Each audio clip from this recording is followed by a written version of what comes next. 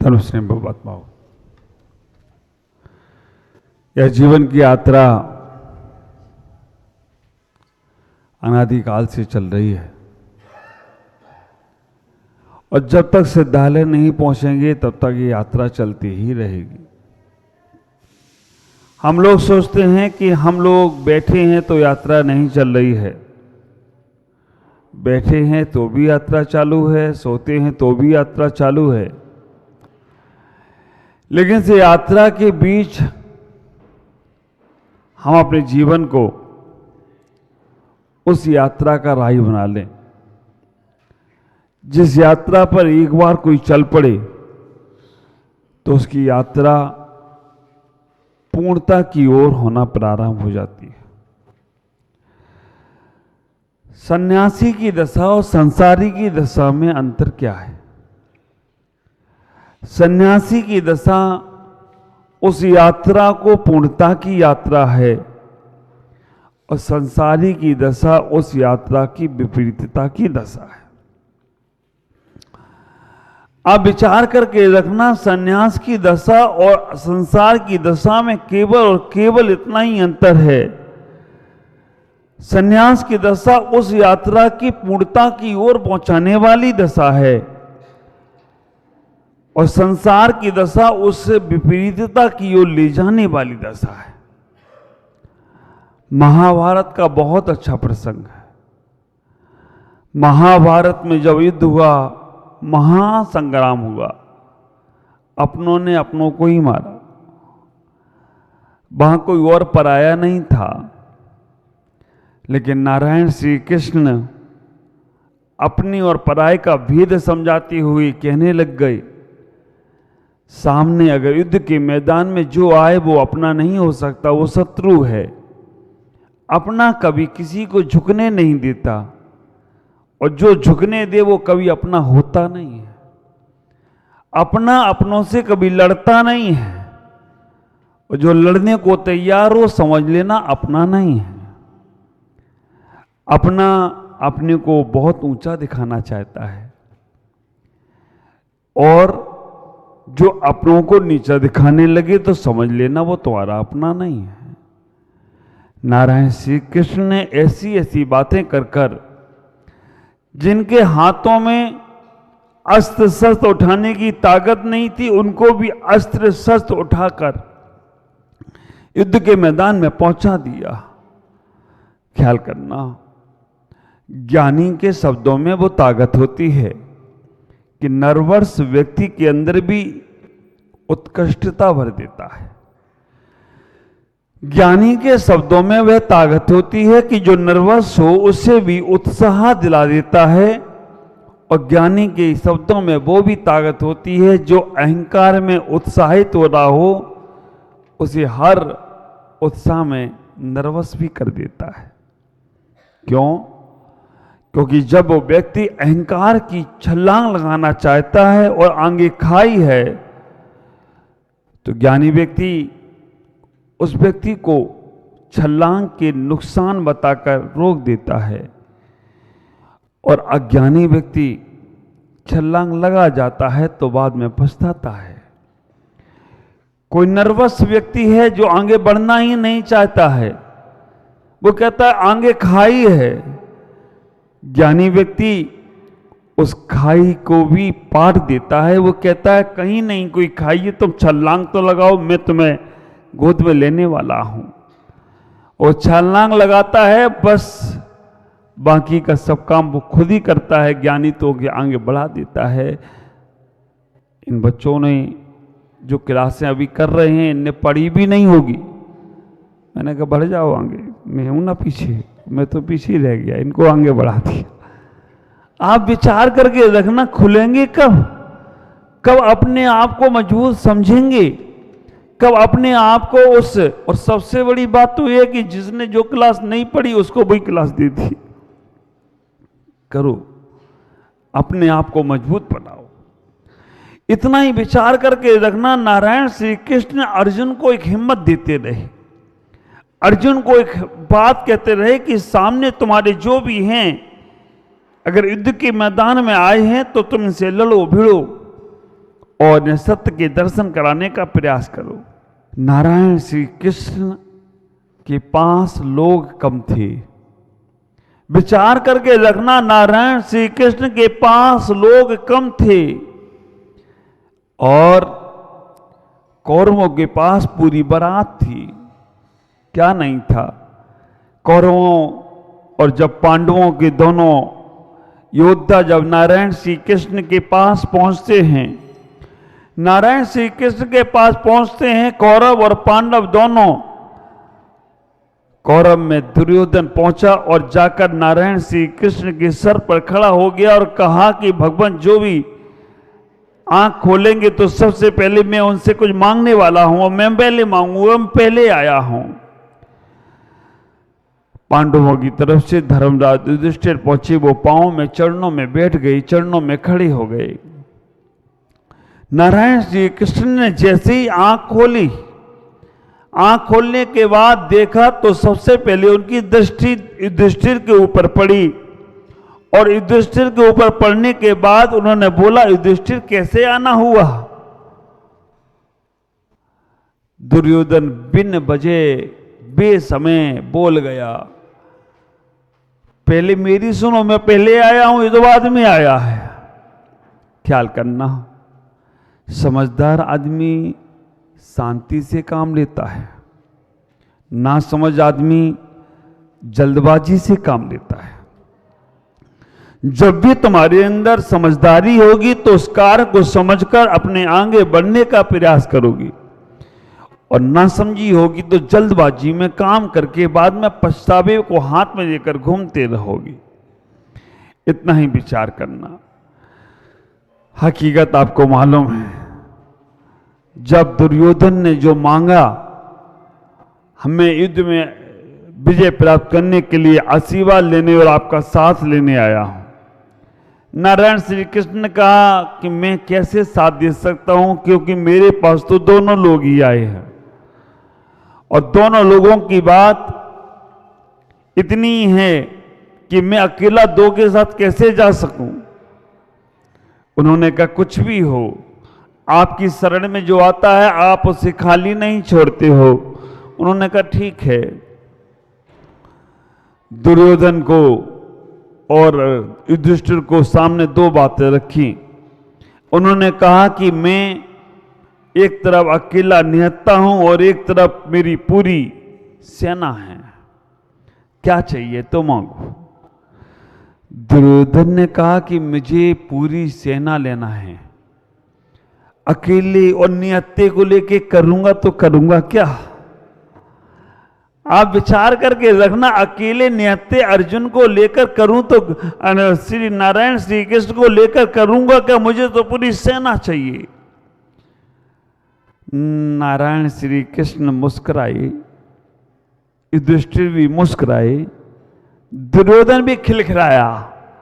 क्यों? क्योंकि मैंने बहुत अच्छी चीज मांग ली।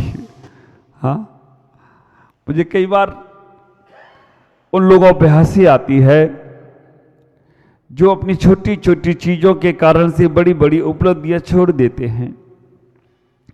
मुझे कई बार उन लोगों पर तरस भी आता है कि जो छोटी बातों की हटवादिता में बड़ी उपलब्धियों को नजरअंदाज कर देते हैं।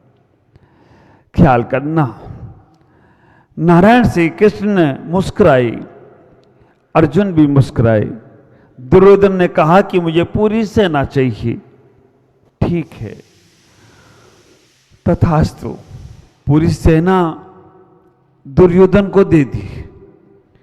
आप विचार करके रखना, नारायण श्री कृष्ण क्यों हंसे थे, क्यों मुस्कुराए थे? उनके जीवन में उन्होंने इतना ही मन में विचार किया और इतना ही कहा, रे दुर्योधन, बारात लेके करेगा क्या?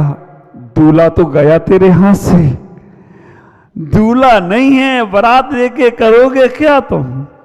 आप विचार करके रखना, दूल्हा के साथ बैठकर फोटो खिंचाने का आनंद ही कुछ अलग है। बारातियों के साथ कितना भी झूमते रहना, कितना भी करते रहना, कुछ होने वाला नहीं है। संसार बारात है, सन्यास दूल्हा है। संसार बारात है, सन्यास दूल्हा है। पदार्थ बारात हैं, परमात्मा दूल्हा है। शरीर बारात है, इस बारात में 5 बाराती घूमते तुम्हारे साथ।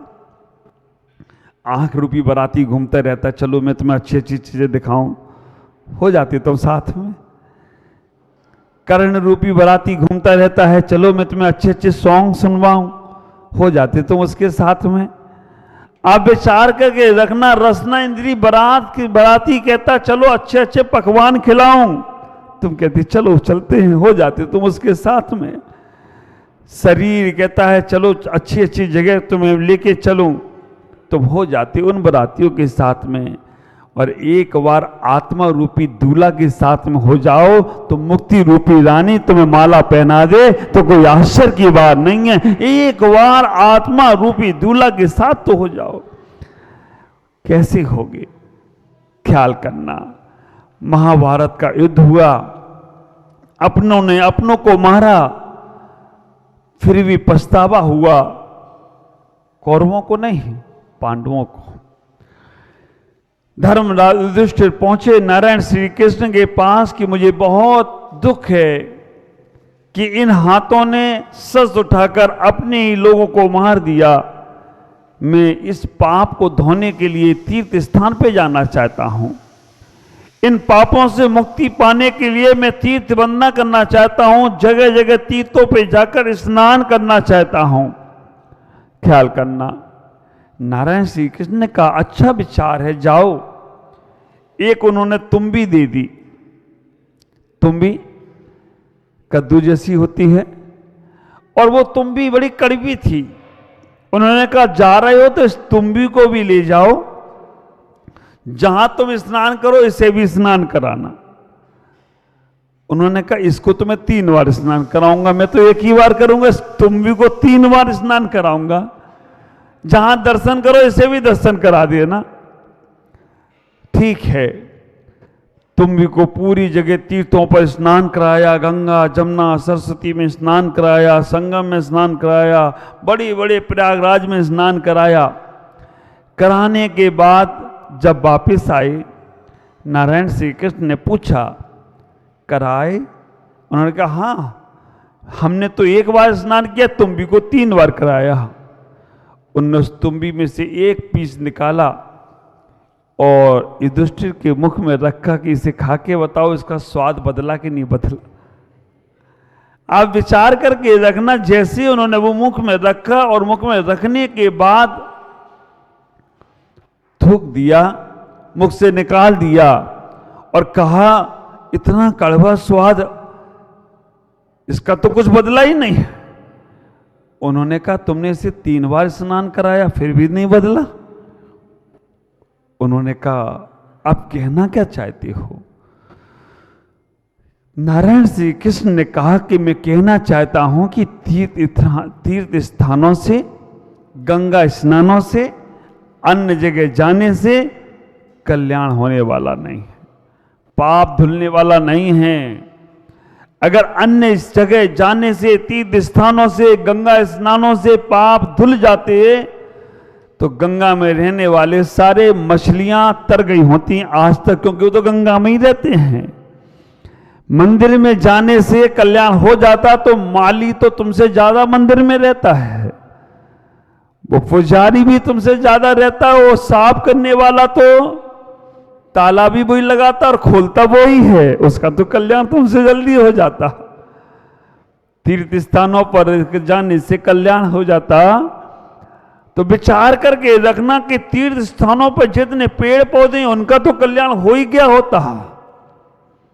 अब तो धर्मराज युधिष्ठिर संकट में पड़ गए। आप भी संकट में पड़े हुए हो कि महाराज कहना क्या चाहते हैं? हम तो आपके पास आ रहे हैं, गुरुओं के पास जा रहे हैं, मंदिर जा रहे हैं, तीर्थ वंदना कर रहे हैं और आप कह रहे सब बेकार है।